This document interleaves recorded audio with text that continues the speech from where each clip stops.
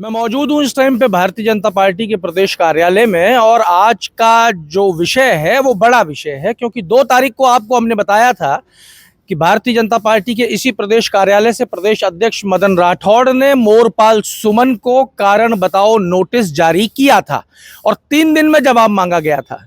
वो जवाब आज आ चुका है। ये कहना मेरा नहीं है, ये मदन राठौड़ ने माना है कि जवाब उनको मिल गया है।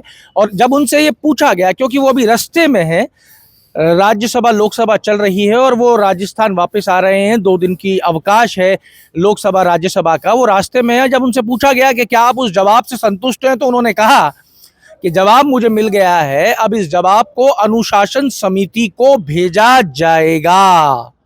मोरपाल सुमन भी अनुशासन समिति के हवाले किए जा रहे हैं।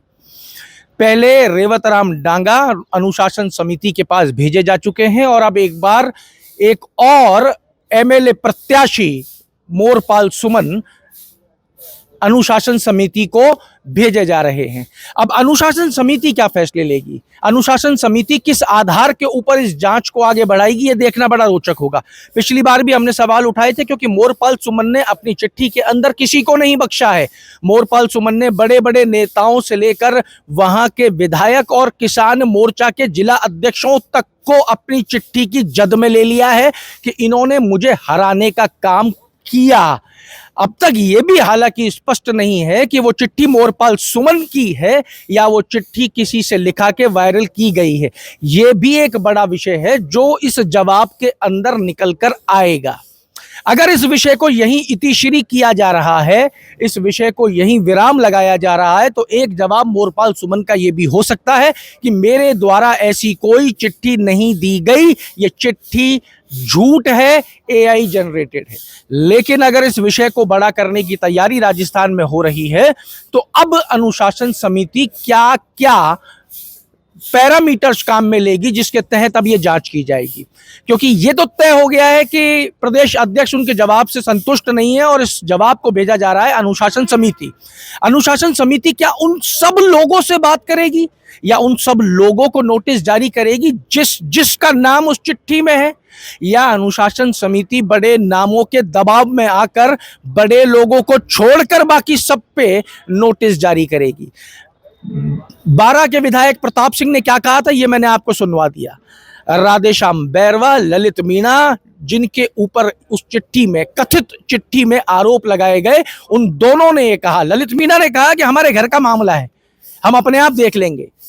सर, मोरपाल सुमन ने भी आरोप लगाया, आपका नाम भी लिखा है उन्होंने चिट्ठी के अंदर, उन्होंने कहा चुनाव ही हरा दिया आपने। तो वो हमारा पार्टी का आंतरिक मामला है। चुनाव हराना ये आंतरिक मामला कैसे हो सकता है? तो चिट्ठी साथ में नहीं लगाए, कुछ भी लगाए, लेकिन हमारे पार्टी स्तर पे जो भी है वो नहीं। क्या ये सही है, उनके आरोप सही है? सही है गलत है, ये तो हमारी पार्टी लेवल, पारिवारिक हमारी पार्टी का आंदोलन मामला कह रहे हैं कि आप तो प्रचार करने तक नहीं गए, 1 महीने तक उनके लिए कुछ भी नहीं किया, नुकसान हो गया पार्टी को इससे। ये सब आप पूछ, लेकिन तो सार्वजनिक हो गई ना, सार्वजनिक हो गई, सार्वजनिक हुई है तो उसमें हमारे पार्टी का परिवार का अंदर हमारा मामला है, तुम्हारे अध्यक्ष और हमारे कैंडिडेट। राधेश्याम बैरवा ने कहा हमने उनके लिए बहुत मेहनत की, ये आरोप झूठे हैं, ये आरोप हम पे नहीं लगने चाहिए। अगर ये आरोप किसी प्रत्याशी के द्वारा सिटिंग विधायक पे लगाए गए हैं तो क्या अनुशासन समिति अब उन सब से बात करके ये जानने का प्रयास करेगी कि क्या सत्य था और क्या नहीं। साहब, ये भी चर्चा चली है कि आप तीनों विधायकों को बारा और अंता नहीं जाने के लिए भी निर्देश दिए गए थे कि आप वहां नहीं जाएंगे चुनाव जब तक चले। नहीं, गलत नहीं दिए, किसी निर्देश नहीं। तो पार्टी क्यों हारी सर आपके हिसाब से, क्योंकि आप भी वहाँ के एमएलए हैं? मेरी बात सुनो, इस पे विचार करिए ना। पार्टी आपने भी समीक्षा बैठक चल रही है, इस पे समीक्षा कर रहे हैं ना हमारे प्रदेश अध्यक्ष जी, हमारे जिलाध्यक्ष जी, इस पे समीक्षा कर रहे हैं। राधेश्याम जी, विकास चौधरी जी हैं किशनगढ़ के विधायक, वो चुनौती दे रहे हैं बीजेपी वाले वीबी जी राम जी का पूरा नाम बता देंगे तो वो राजनीति से संन्यास ले लेंगे। क्या आप उनके चैलेंज को स्वीकार करते हैं? क्या उनके बताए, उनके कहने नहीं कहने से क्या फर्क पड़ता है? वो तो कुछ भी कहते हैं, ये तो हर विधायक को अपना अधिकार है, वो कुछ भी कहे। नहीं, हम वीबी जी राम जी का पूरा नाम बताएंगे क्या आप बताएंगे सर? वो तो विकसित भारत के नाम से है ना। विकसित भारत के नाम से है, विकसित भारत के नाम से। पूरा नाम नहीं है सर ये। ऐसा नहीं है, कोई भी विधायक अपनी बात रखने का उसको पूरा अधिकार है। और मैं यही कहूंगा कि सरकार ने जो विकास कराए हैं 2 साल में, वो पिछली सरकार ने 5 साल में नहीं कराए। ओंकार सिंह लखावत जो है अनुशासन समिति के इस टाइम पे करता धरता है, और ओंकार सिंह लखावत की जो छवि है वो भारतीय जनता पार्टी के अंदर शायद कार्यकर्ताओं के बीच में वो छवि जो है वो इतनी ज़्यादा पसंद नहीं की जाती, क्योंकि ओंकार सिंह लखावत अनुशासन को बहुत ज़्यादा पसंद करने वाले नेता माने जाते हैं।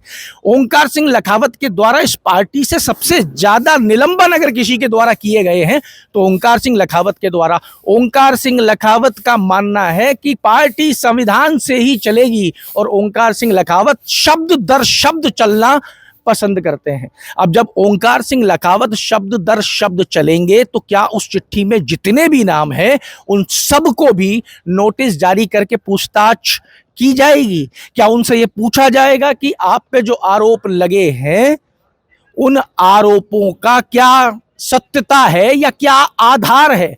और उसके बाद में जो और आगे फर्दर नाम निकल के आएंगे क्या उनसे भी पूछताछ की जाएगी? क्या पार्टी का आज का कैडर इतनी क्षमता रखता है कि चिट्ठी में मौजूद नामों से पूछताछ हो सके, या सिर्फ कहने को ही है कि ये मेरे बॉस हैं? अब देखिए, ये राजस्थान की राजनीति में, भारतीय जनता पार्टी की राजनीति में बड़ा ही रोचक पल आ चुका है।